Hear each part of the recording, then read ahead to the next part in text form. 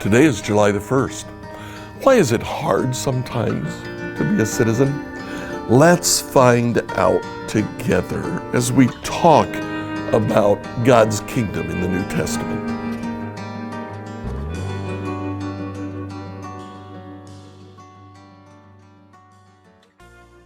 In the 60s, Richard Niebuhr wrote a book called Christ and Culture. Don't confuse Richard Niebuhr with Reinhold Niebuhr, a very liberal theologian. Richard's approach actually set the stage for much of what's happened in Christianity since the 60s. In his book on Christ and Culture, he examined several different ways that Christianity has viewed the culture. He found 5 primary ways. First of all, he said Christianity and culture can be in opposition. That is Christ against culture. In the early church, there were monastics, men and women who withdrew from culture to be by themselves. They kind of, in one sense, epitomized consumer Christianity, in which it was all about them and Jesus. They withdrew from culture because they saw culture as a negative influence. A second way of approaching Christianity and culture is to say that Christianity is expressed through culture. It's the Christ of culture. We've seen throughout the ages several different representations of that. In the Middle Ages, the king became the representative of God. Whatever the king said, it was like God had said it. And as a result, we have the march to Jerusalem to retake Jerusalem from both the Jewish nation and the Muslim nation that lived there. Also, that's not what it is.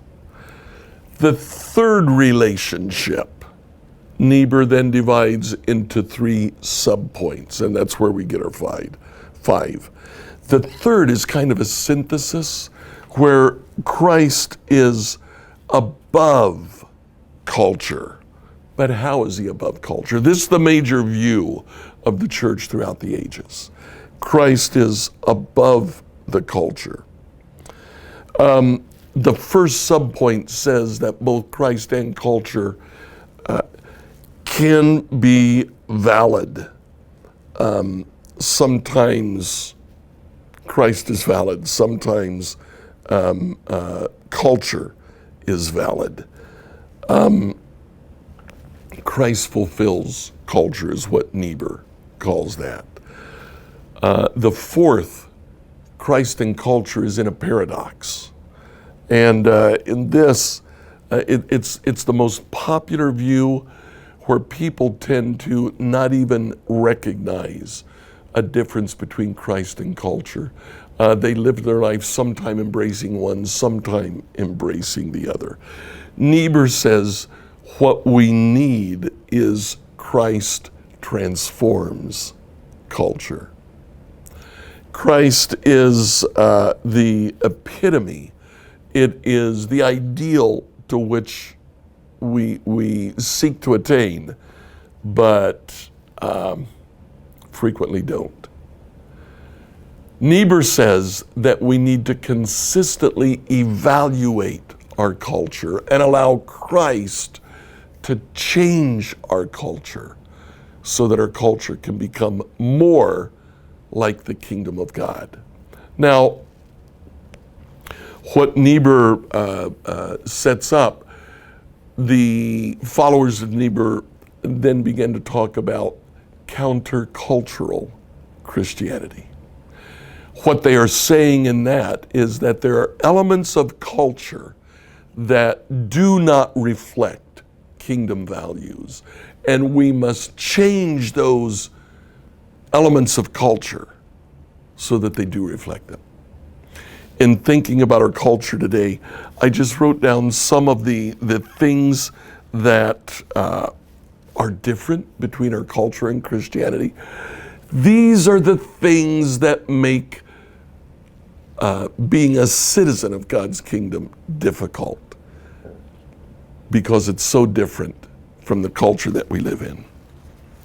One, Christ, Paul, the rest of the New Testament talks about the value of patience. We live in a culture in which instant gratification is the ideal. And so we have not just restaurants where you go in and sit down, we have fast food restaurants where ideally in a matter of a couple of minutes you can say, I want this, that, and that, and it's in your hands, and you're eating frequently behind the wheel of your car as you drive away. Instant gratification. Kingdom value is patience. Good things take time. Humility versus pride. As I give this devotion, we are in the middle of Gay Pride Month. And it's not just gay pride. People will identify who they are, what they are, how they self-identify, and say, I am proud of that. It's interesting that in the New Testament, pride typically is viewed as sinful. Instead, we are challenged to humility. We're challenged to treat others as even better than ourselves so that we can honor them. That is very countercultural to what we are today. Third, we live in a culture that talks about hope. Christianity talks about faith. In fact, faith is defined in terms of hope. Faith is hope realized. It's the reality of things hoped for. Fourth, we live in a culture in which tolerance is perhaps the main virtue. We should all simply accept those who are around us. If we don't, we are fundamentalists, intolerant. Almost the worst thing you can call someone today is intolerant. Christianity believes that there is objective truth. Christianity, being a citizen of God's kingdom, believes that there is indeed sin. That as we examine ourselves first of all, but even others, we can identify things that we can say that is wrong. In the culture we live in, it's very typical to hear, well, it's right for me. It may be wrong for you, but it's right for me. Sin has ceased to exist. In God's kingdom, sin is there and must be dealt with. Because of that, in God's kingdom, we identify sin. The tendency in our culture is to identify excuses, reasons. Well, I am this way because God made me this way. I am this way because you made me mad. I am this way because whatever. In God's kingdom, the tendency is to say you are that way and you should not be that way. Finally, we talk about in God's kingdom forgiveness. That is so different from the culture that we live in. A litigious culture in which, in recent history, even presidents have attempted to sue federal organizations.